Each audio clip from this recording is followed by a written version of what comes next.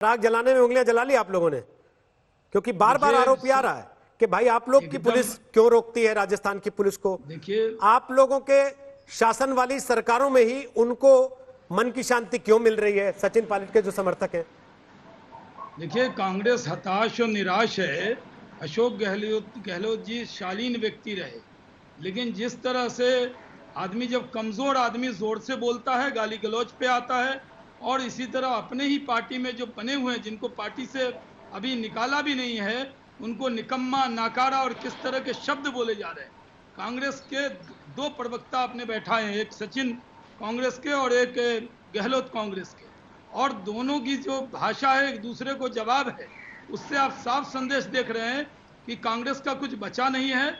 मुझे तो जो व्यक्ति गंभीर होता है उसकी भाषा गंभीर होती है। अशोक गहलोत इस तरह की भाषा बोलेंगे, निकम्मा और नाकारा बोलेंगे, इससे साफ जाहिर है कि अशोक गहलोत अल्पमत में है, सरकार जाने वाली है, वो नियंत्रण पूरी तरह अपने वाणी पर भी खो चुके हैं। शाहनवाज जी, इनका कुछ बचा नहीं, लेकिन आपको भी तो मिला नहीं। हमारा कोई लेना देना नहीं है इससे। जो आप लोगों ने सोचा था वो तो हो नहीं पाया ना। नहीं, हम लोगों ने कुछ सोचा ही नहीं था। क्या बात कर रहे हैं सर, आपस का झगड़ा है। इनकम टैक्स अचानक पहुंच गया सुबह सुबह।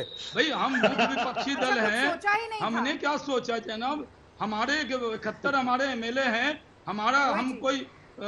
हमारे पास वहाँ अच्छी संख्या है, विपक्ष के हम नेता हैं, और हम एक नजर वहाँ रख रहे हैं। ये कांग्रेस ही एक दूसरे का सर फोड़े और आप मुकदमा दर्ज करा दें दूसरे। सर, नजर वहीं से रख रहे होते तो कोई बात नहीं थी ना, आप नजर दिल्ली से भी रख रहे हैं। कांग्रेस के एमएलए एक दूसरे को गाली दे, निकम्मा नाकारा कहें, एक दूसरे को गद्दार कहें, पीठ में छुरा भोगने वाला कहें, और आप कहें बीजेपी का रोल है।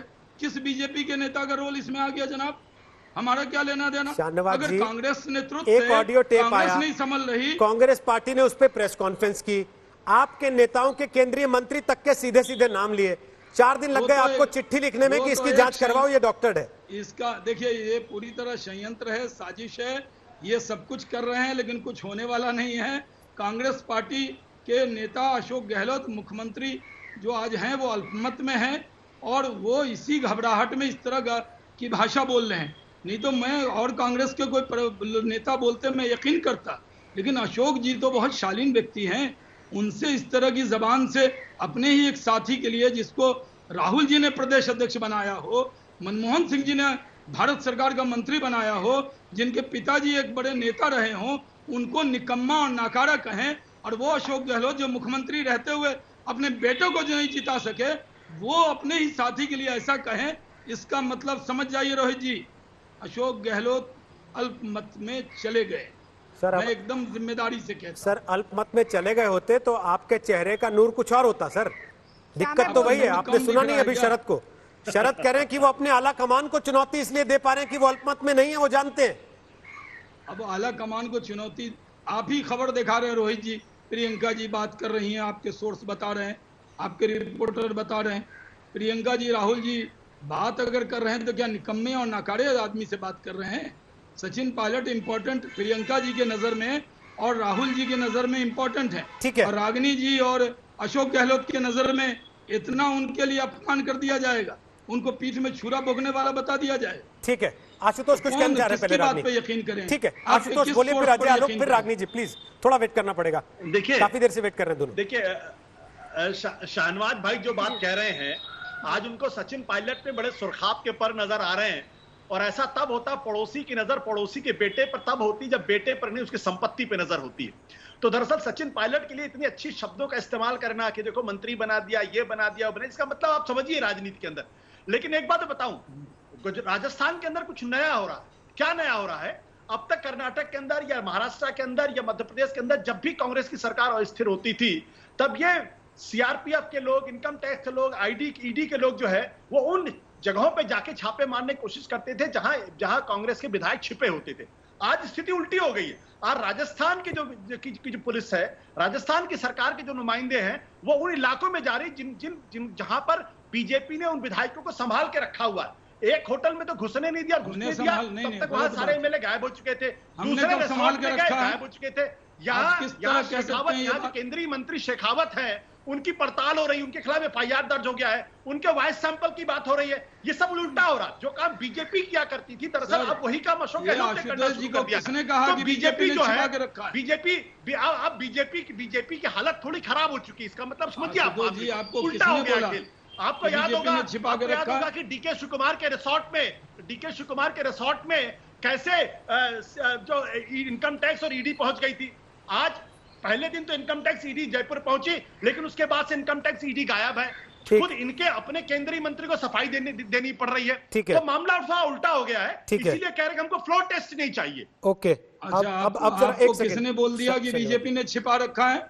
आशुतोष जी, क्या सोर्स है आपका? शाहनवाज आप जी गए थे देखने के लिए कि किसने छिपा रखा है? इन्वेस्टिगेशन एजेंसी हो गए आप। शाहनवाज जी, आप तो कैबिनेट मिनिस्टर रह चुके हैं। आप कम से कम बीजेपी के दूसरे प्रवक्ताओं वाली भाषा मत बोलिए।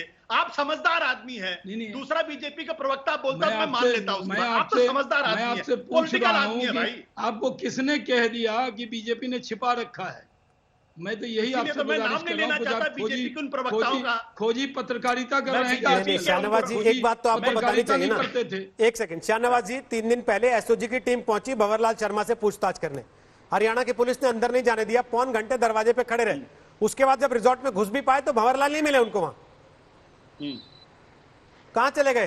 रिजॉर्ट के अंदर ही अंदर से गुम हो गए। सर कोई देखिए जनाब, कोई पुलिस किसी राज्य में जाती है और राज्य को इन्फॉर्म करती है, उसमें थोड़ा समय लगा होगा। सर किसी चोर, डाकू, लुटेरे, हत्यारे, इनामी बदमाश को ढूंढने जाती है तो करती है ना सर। कर रहे हैं शाहनवाज भाई, क्या बात नहीं नहीं, क्या बात कर रहे हैं? क्या बात, यानी आप कोई पुलिस कहीं चली जाएगी? यानी नहीं, मैं आपको कह रहा हूँ कि कोई पुलिस जाएगी तो राज्य के अलग राज्य।